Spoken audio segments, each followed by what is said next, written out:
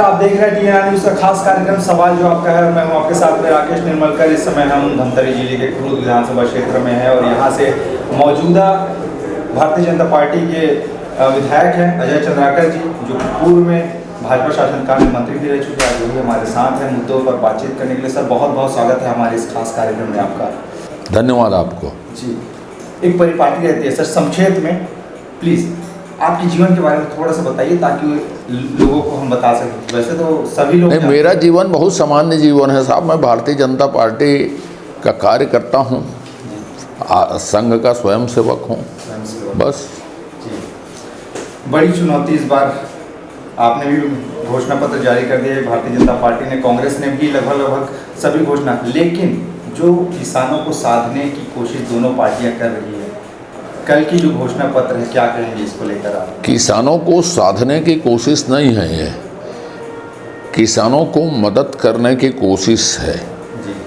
छत्तीसगढ़ कृषि प्रधान प्रदेश है और किसानों को मजबूत बनाया जाए, पर कांग्रेस से उसकी तुलना नहीं हो सकती, क्योंकि कांग्रेस ने प्राथमिक क्षेत्रों के बारे में, सड़क, बिजली, पानी के बारे में, रोजगार के बारे में, स्वास्थ्य के बारे में कुछ नहीं कहा है, न कुछ किया 5 साल। और कांग्रेस अपने 5 साल के कार्यकाल में तो वोट ही नहीं मांग रही है, तो वो तो तथाकथित घोषणाओं पर टिकी। आपने तस्कर अन्याय धन योजना कहा था, लेकिन आपने फिर पिछले बार जब कहा गया था कि 2120 कुंटल हम धान खरीदेंगे एक एकड़ के पीछे, तो आप ही का एक बयान था जिसको लेकर अब कहा जा रहा है कि फिर वही पार्टी उसी रास्ते पर तो चल ही रही है। देखिए, मैंने 2 बातें कही थी। ये बात कही थी, वो बात मैंने कही थी कांग्रेस शासन के कृषि उत्पादन आयुक्त के रिपोर्ट पर कि छत्तीसगढ़ में कहीं पर 20 क्विंटल धान पैदा नहीं होता। ये छत्तीसगढ़ की वेबसाइट में। अब माननीय, मैंने ये भी कहा कि आप इसको सुधरवा लीजिए और 40 क्विंटल खरीदिए, हमें कोई प्रॉब्लम नहीं। तो जो मैंने सुधरवा लीजिए कहा, उस वाक्य को लोग विलोपित कर देते हैं। अब तीसरी बात, माननीय मोदी जी ने ये कहा, ये गारंटी है, माननीय HM साहब ने, गृह मंत्री जी ने घोषणा पत्र जारी करते वक्त कहा, जब हम सिंचाई को बढ़ाएंगे, जब हम उत्पादकता को बढ़ाएंगे, दोनों को देखेंगे, तो सवाल ही पैदा नहीं होता कि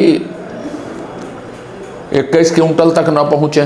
कांग्रेस उत्पादकता बढ़ाने में, सिंचाई के रकबे में, बिजली कनेक्शन देने में, जो उसके इंफ्रास्ट्रक्चर है, तो उद्यानिकी के क्षेत्र में, एलाइड सेक्टर के क्षेत्र में तो बिल्कुल जीरो, उसमें बात ही नहीं करती वो।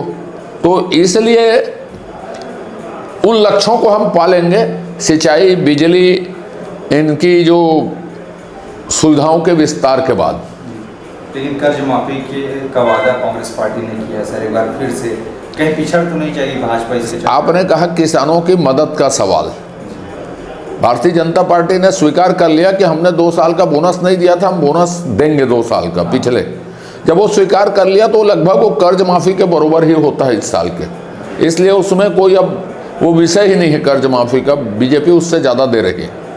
जो वर्तमान कांग्रेस सरकार है, उसके कार्यकाल को आप कैसे देखते हैं? वसूली,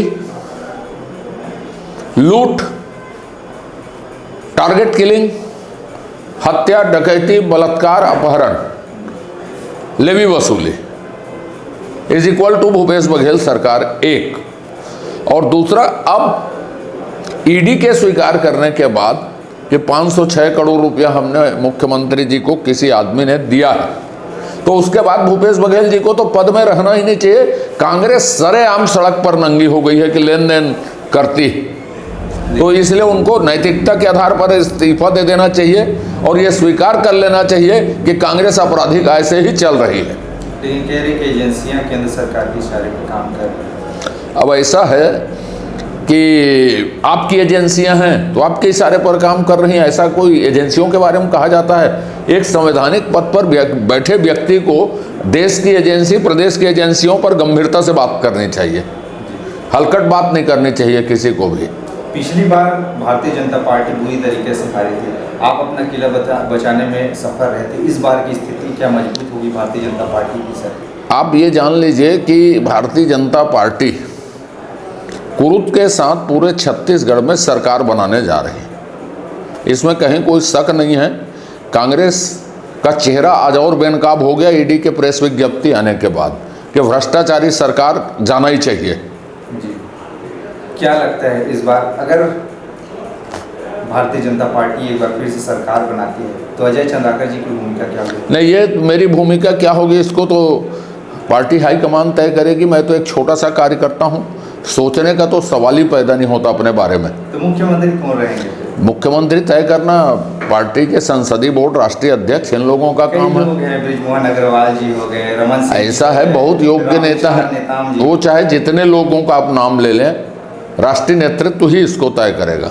जी, छत्तीसगढ़ की परिकल्पना एक अजय चंद्राकर जी के नज़रिए से कैसे छत्तीसगढ़? छत्तीसगढ़ में सबसे पहले तो कानून का राज स्थापित करना है। छत्तीसगढ़ में सबसे पहले जो बुनियादी सेक्टर है उसको मजबूत करना है। शिक्षा है, स्वास्थ्य है, सड़क है, बिजली है, पानी है, रोजगार है, इनको जो कांग्रेस के एजेंडे में नहीं है।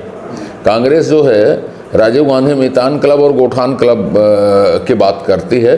हम समग्र किसान और समग्र युवा आदिवासियों के उत्थान की बात करते हैं। आपके क्षेत्र में गोठान की स्थिति ठीक ठाक है? आप जाके देखिए ना, यहाँ गोठान की स्थिति मेरे से मत पूछिए, कोई भी गोठान में चल दीजिए और अध्ययन कीजिए।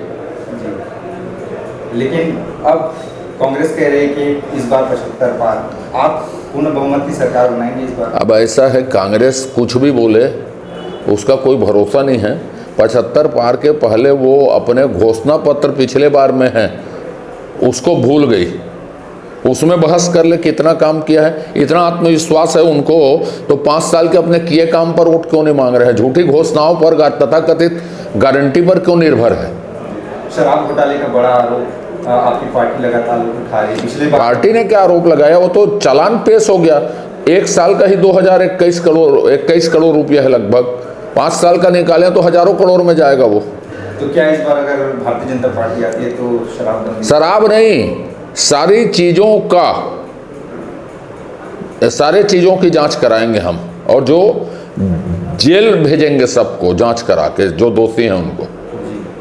झीरम घाटी हमले की बात वो भूपेश बघेल जी के राजनीतिक विषय हैं। झीरम घाटी में हमने सीबीआई जांच की, हमने न्यायिक आयोग बनाया, एनआईए जांच चल रही है, सब चीज़ हमने किया। भूपेश बघेल जी से चिल्लाते भर रहे 5 साल, एक भी परिवार को उन्होंने राहत नहीं पहुंचाई जांच करवा के।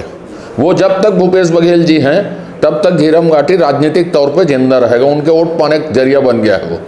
हम कुरूद में बैठे हैं सर, और आपके विधानसभा क्षेत्र में क्या कुछ स्थिति है अभी और क्या कुछ आमूल परिवर्तन? भारतीय जनता पार्टी जीतेगी और भारतीय जनता पार्टी ने ही सब कुछ बनाया है। यहाँ कांग्रेस का एक चिन्ह नहीं है जिसको कांग्रेस बोल सके कि कुरूद में हमने कुछ किया है करके। शिक्षा, सड़क, स्वास्थ्य, इसको लेकर क्या कुछ प्लान है?